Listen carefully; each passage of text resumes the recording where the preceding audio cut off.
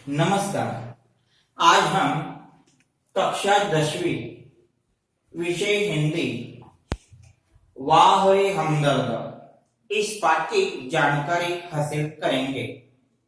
लेखक है घनश्याम अग्रवाल। तो लेखक का परिचय।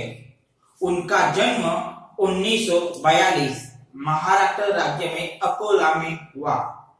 वे बचपन में ही लेखन में बहुत ही प्रभावशाली थे। उन्होंने अपने जिंदगी में आसपास के घटनाओं का, स्थितियों का बहुत हास्य व्यंग ढूंढकर उसका लेखन किया है और इनके कारण ही यह घनश्याम अग्रवाल जी है। वे एक सुप्रसिद्ध लोकप्रिय हास्य कविकार है। उन्होंने अपने जिंदगी में हंसी घर के आईने यह हास्य व्यंग लिखा हुआ है। आजादी की धूम, आई एम सॉरी यह हास्य कविता का संग्रह उनका है। अपने अपने सपने यह लघु कथा है। तो वाह रे हमदर्द यह भी एक हास्य व्यंग पाठ तथा निबंध है। हमदर्द, हमदर्द का मतलब है सहानुभूति जताने वाला।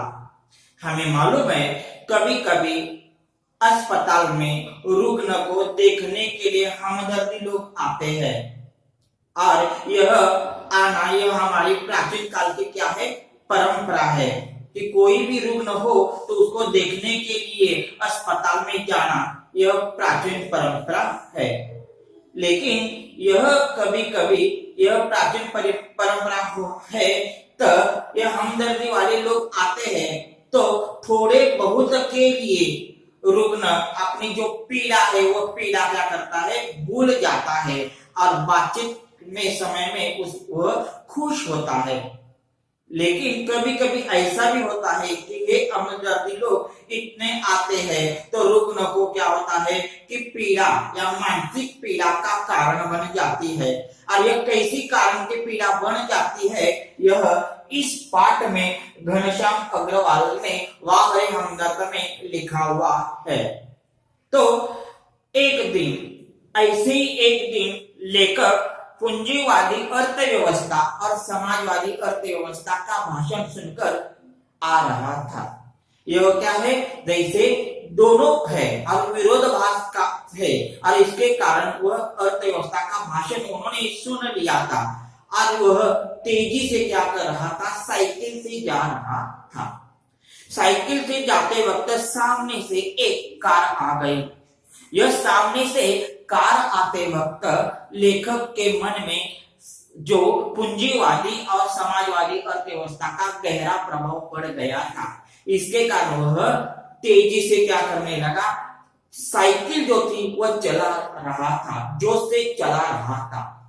और इसी तरह पूंजीवादी और समाजवादी की ऐसे जो है वह इनमें से झगड़े में से उनकी टांग अड़ाई, यानी टांग अड़ाना का मतलब है बाधा डालना। कभी कभी अच्छे कामों में कई लोग टांग अड़ाते हैं, इसका मतलब है बाधा अड़ाते हैं। और इसी तरह जो टांग अड़ाई इनमें से फल रूप से यह हो गया, नतीजा यह हो गया कि कार का और लेखक के साइकिल का एक्सीडेंट तथा अपघात हो गया। और यह अपघात होते वक्त लेखक बेहोश पड़ा। कई लोगों ने सहानुभूति पूर्वक से सरकारी अस्पताल में क्या कर दिया, एक अस्पताल में दाखिल कर दिया। तब लेखक ने अपनी आंखें बंद की थी बेहोश होने के कारण। जब वह लेखक को होश आ गया तब उन्होंने अपनी आंखें खोली और आंखें खोलते वक्त उन्होंने चारों ओर से देखा।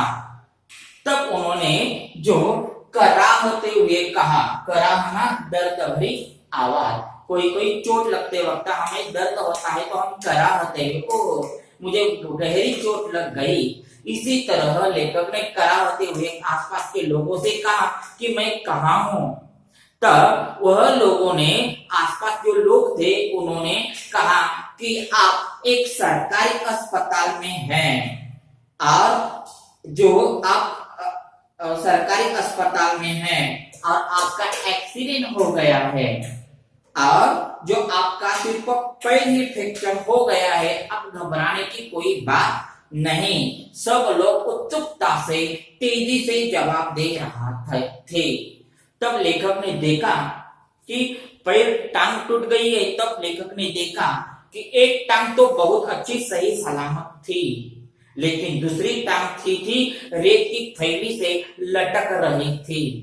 और ये टूटी हुई टांग को देखकर लेखक के दिमाग में एक मुहावरा आ गया, टांग का टूटना। टांग का टूटना का मतलब सरकारी अस्पताल में भर्ती होना। यह लेखक के एक क्या आ गया दिमाग में, एक मुहावरा आ गया।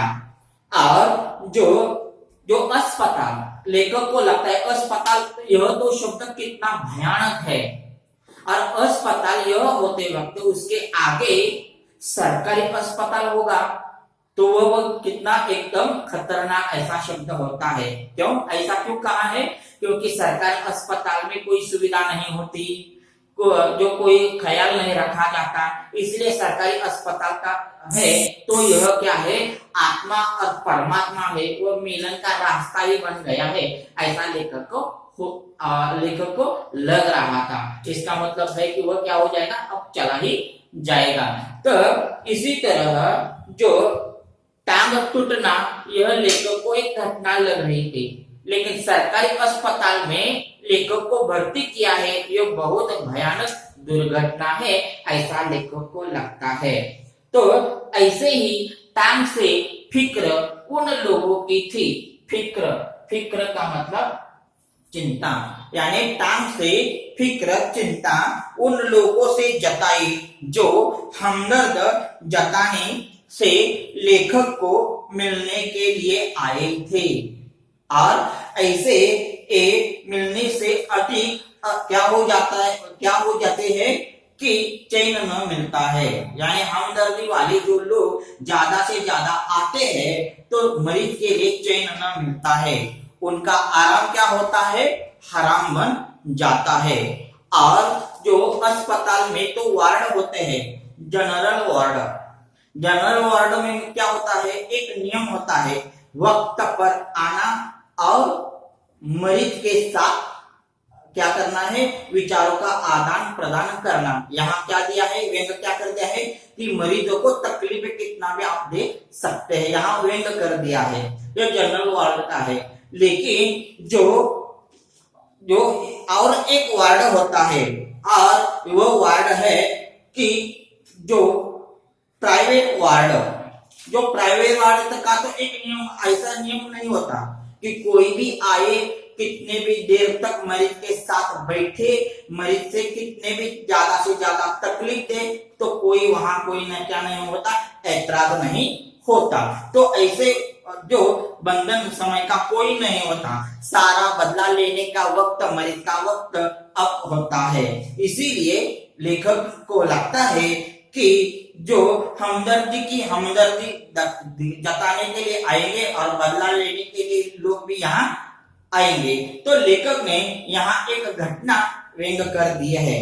सबसे पहले लेखक को जो लोग मिलने के लिए आ गए थे, जिनकी क्या हो गई थी, टांग टूट गई थी, जो पहले टांग टूट गई थी और लेखक देखने के लिए गया था और वह भी अस्पताल के लिए गया, तो लेखक पहले उनको देखने के लिए गया था।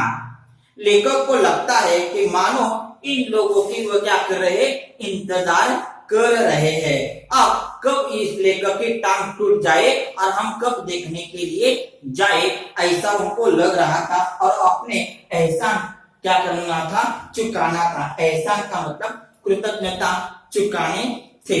हमदर्दी देखते हैं कि देख बेटा, वक्त तो चला आ जाता है, सब पर वक्त आ जाता है। और इसी तरह आज हमने हमदर्द इस पाठ की पूर्वार्ध जानकारी हासिल की।